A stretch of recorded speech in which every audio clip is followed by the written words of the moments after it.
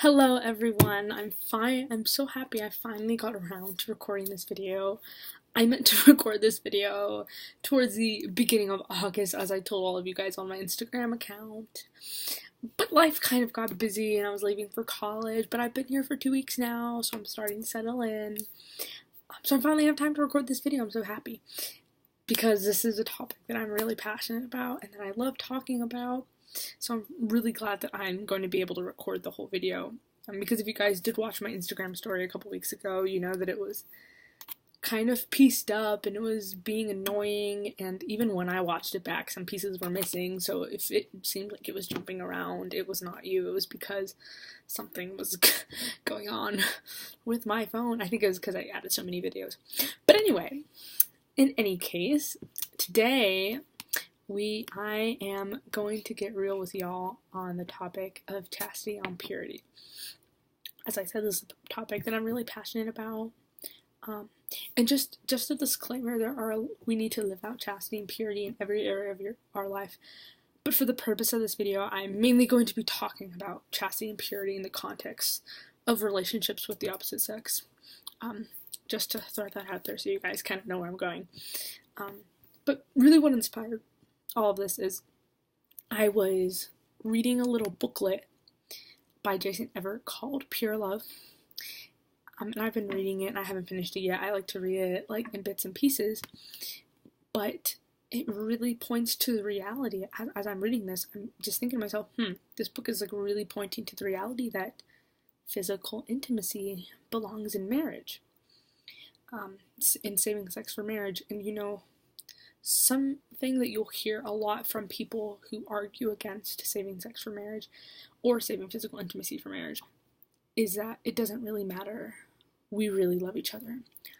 Lies, lies, lies. If you really love each other, you'll do what's best for the other person, and that is saving sex for marriage. And you'll hear that a lot. You know, people are like, oh, like, we really love each other. But the thing is, like, use is not love. And if you are taking something from someone which does not belong to you prior to marriage, you are using that person. Newsflash. So, it can't be love if you're taking something from someone that does not belong to them and vice versa. That's why this virtue of chastity is really important. But I did want to share a part from a quote that has to do with this from this book. So this is the book, if I didn't show you guys before, it's Pure Love by Jason Everett. It's really good. I definitely recommend you guys get it. And I wanted to share a quote from it that in relation to what I was talking about. Let me see. Let me find it. There you go. Your body is a gift, and during the sexual act, the couple gives themselves to each other. But to reduce this gift to a loan gives you less respect than you deserve. That's why the total gift of one's body and heart belongs in a permanent and faithful relationship, marriage. We might feel like we're more in love than some married people, but emotions don't create a marriage, and they can't hold one together. I just have to read that last line for a second. It says, emotions don't create a marriage, but they can't hold one together. You guys, like, yes. So, like, people talk about, like, oh, I love them. No. Like, that's not what's gonna hold marriage together. It's, like, choosing to love the other person. Like, that's just such truth. Emotions don't create a marriage. They can't hold one together. So basing a relationship off of emotions and off of, like, attraction and all this stuff, it's not the strong foundation that you need to have a marriage thrive. And so it's really important to just keep that in mind. And I also wanted to share my favorite excerpt from the book. I mean, there's a lot of them, but this is definitely, like, in my top, if not my favorite. And it says, if you are going to get married, you'll have forever to enjoy sexual intimacy. But now is the only time you'll ever have to prepare for marriage. Consider what makes marriage last: patience, self-control, and sacrifice. Now consider the qualities an abstinent dating couple has to practice: patience, self-control, and sacrifice. When pleasure is more valued than these qualities, couples miss the chance to build the virtues that make love last.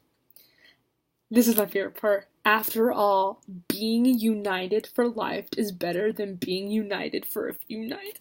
You guys, yes, that is bomb, truth bomb. Yes, like that right there. Being united for life is better than feeling united for a few nights. That right there. Okay, actually, keep going. There's actually one more line in this little paragraph. The fact is, mutual sacrifice intensifies love. Refusing to sacrifice extinguishes it. I'm going to repeat that one more time. Mutual sacrifice intensifies love. Refusing to sacrifice extinguishes it. I don't know about you guys, but I think that's amazing. And that just really points to the truth that you cannot true love cannot exist where sacrifice is not present. They are one and the same. They have to coexist together, because that's what love is like sacrificing for the good of the beloved. And I know for anyone watching, a lot of people around you are probably not exactly striving for the virtue of chastity in their life, or aren't saving sex for marriage. People may even say, oh, is other stuff okay as long as we're not having sex? As long as we don't cross that line. Basically saying, like, how far can we go, get to the edge of the cliff without falling off the edge? The thing is if that's the question you're asking yourself, or what your significant other is asking you, like, how far can we go if we're an abstinent couple, that is setting the bar so low, and it's sending your standards so low. Instead of setting our standards so low,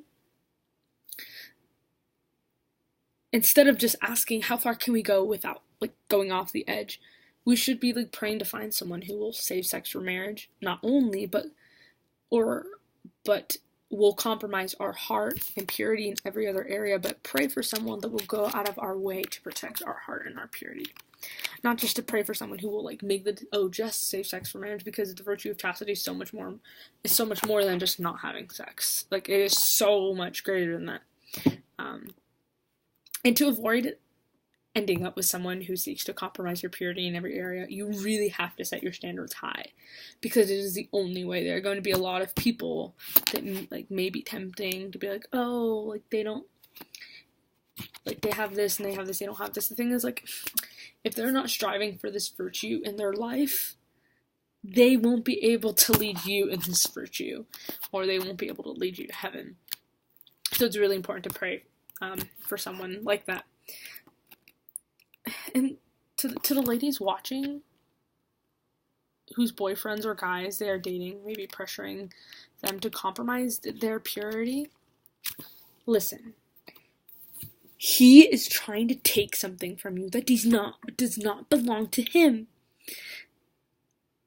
If he's trying to get you to give something of yourself to him, like, oh, if you really love me, no. Listen, ladies, the guy you are with, if it's not your husband, is not entitled and does not deserve any part of your body, because he has not committed himself to you yet. He does not deserve something so, like, intimate and, like, sacred and special, because he's not your husband. And that has to do with, like, another one of my favorite parts from the book. Let me find it. It says, let me see. I'm trying to find it. I can't find it. This is so annoying. There it is. Treat your body as a gift to be guarded jealously. A gift that can be given only with a wedding ring and a lifelong commitment of true love that comes with it. Anyone that says, I need to test drive the car before I figure out if I like it or if I want to keep it, ladies and gentlemen, you are not a vehicle. You are a human being with a soul. You are not a vehicle. I'm sure you guys have a lot of people around you who are pressuring you because they don't understand the decisions you've made. Saying, you need to be experienced for your future spouse. And it's just like, that is wrong on so many levels. And Jason Everett responds to this really well. So I wanted to share it. We always hear about experimenting with our sexuality, but you don't experiment with something priceless. You experiment with things of little value that are easily replaced. That is it, folks. That is it right there. Like, we are priceless. We have inherent dignity and value. We do not have to test drive ourselves. And if you really think about it, if your future spouse waited their entire life to give themselves to you, would you feel embarrassed? Like, just really think about it for a second. Like, if your future spouse waited all of his or her life to give that gift to you alone, would you feel embarrassed or honored? I'm pretty sure it would be the latter, that you would feel honored. And so, like, to anyone else who is, like, with someone right now that is pressuring you to have sex with them, they might say, if you really loved me, you would do X, Y, or Z. They're not leading you to heaven. You need to dump them, like, right now. Because guess what? Love has no conditions. Like, if they say, oh, if you really love me, you would, is a condition. That does not work. That does not work. That does not work. Especially if they're trying to take something from you that does not belong to them at all. They have no right to be demanding that from you. And I know a lot of people who are watching have probably faced ridicule and have been made fun of because of this decision to uphold the virtue of chastity in their life. And in response to people who laugh at other people who have decided to save sex for marriage and other physical intimacies for marriage, I wanted to share the following story. Because it comes from the perspective of someone who has been in that spot of being tempted or having the opportunity. And it says, it's from a man, 23-year-old man. I've had the opportunity to give away my virginity a few times, but I kept thinking about my future wife. Some people during high school joked about it, but I'm so happy I took the path that I did. When I lift my wife's veil on our wedding day, who will be laughing then? That's so beautiful, you guys. Like, if you're striving to uphold the virtue of chastity in your life, and you get married one day, guess what? All those people that are making fun of you, that are doing whatever, they're not going to be there on your wedding day, on your first anniversary, on your 50th anniversary. They're not going to be laughing at you. Like, their opinion doesn't matter. And, you know, people now talk about, like, losing their virginity as some kind of threshold to pass before they can become cool or popular and mature, unfortunately.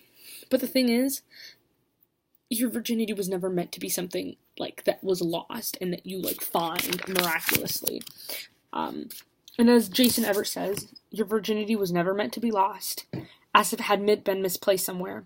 It's meant to be given as a gift to the one who deserves it, your spouse.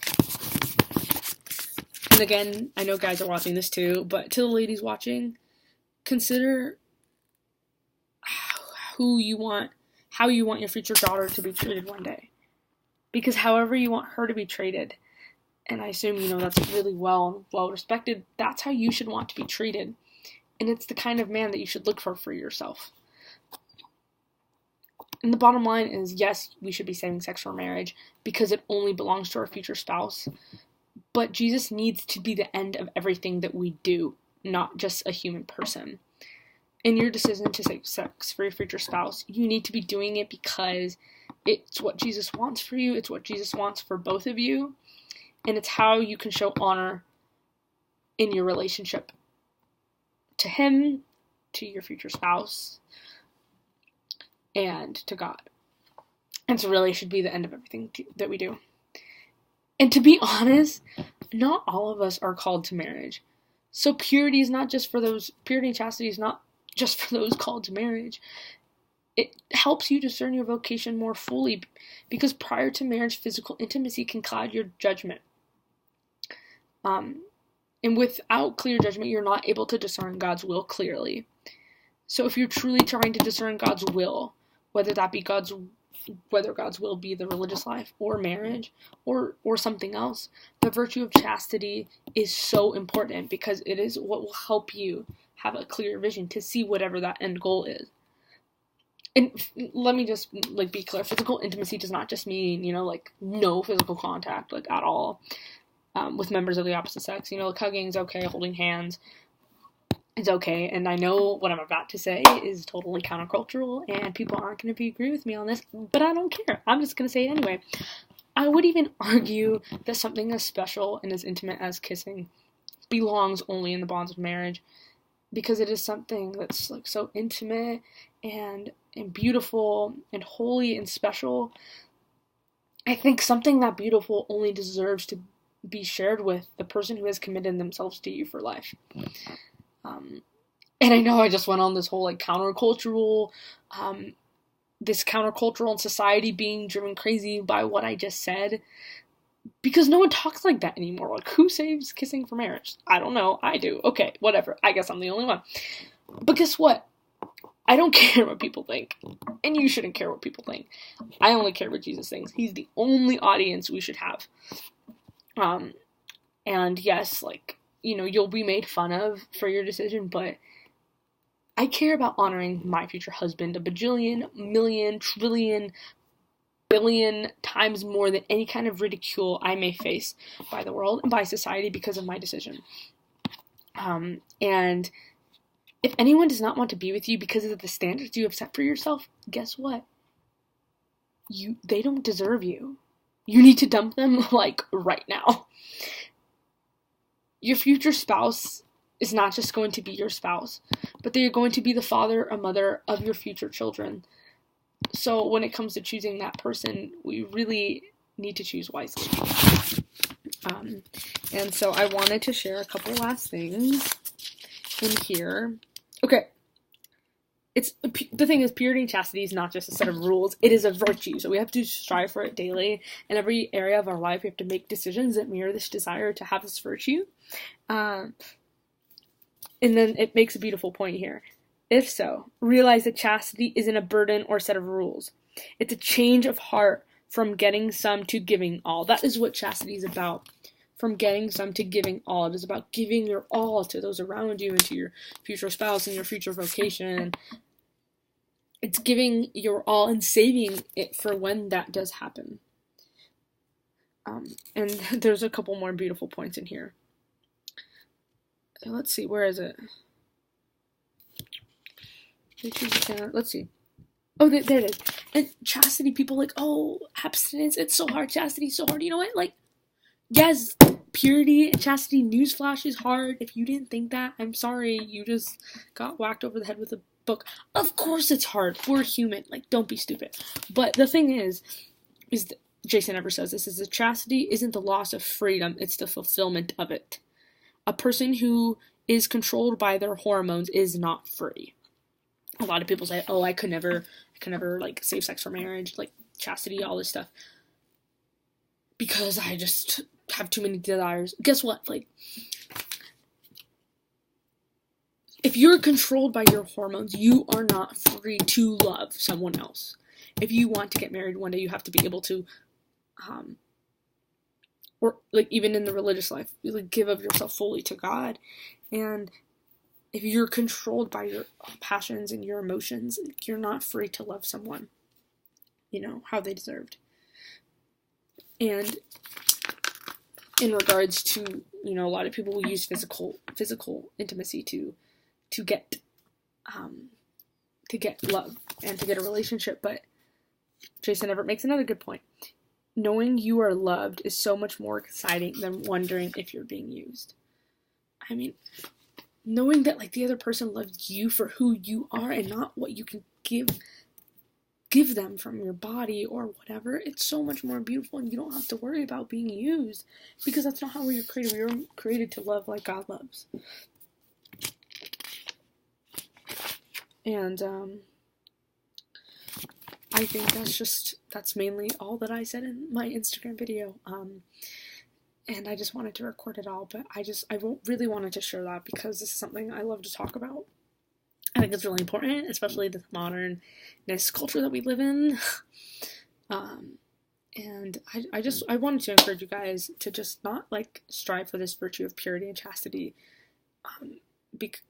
like just if you're called to marriage or not called to marriage. It's not just for that. Like, this virtue is so needed, like, in every vocation, in every area, because, like, as I said, the reason why we should strive for these virtues is because it helps you have a clearer vision and to help discern your vocation more fully. And that's, like, really what it's all about, is ordering our sexual desires, which are good, but ordering them to where they are meant to be and how we are meant to best serve God. So I hope you guys enjoyed my video, and I'm sure I will be making another video about this topic, as I always do. I love talking about it, but if you have any questions about anything that I said, if something didn't make sense, just message me, comment. I would love to answer your questions. I would love to talk about this more. I hope you guys, and then I wanted to share this again. So it's Pure Love by Jason Ever. If you send me a message, I can send you the link for this, to get this book, because all the quotes that I shared are from here, and it's beautiful. Parting words would be, chastity is the fulfillment of love. If you desire to like love other people as God loves us, chastity is the way to get there. It's really the only way to get there. Because you are not bound by just your passions and your emotions. And love cannot exist where sacrifice is not present. And that's what chastity is all about. So thank you guys for watching my video. If you have any topic ideas, just feel free to message me, comment, whatever you want. Share this with someone that you know, or that you know would like to watch it. Thanks for watching. Bye.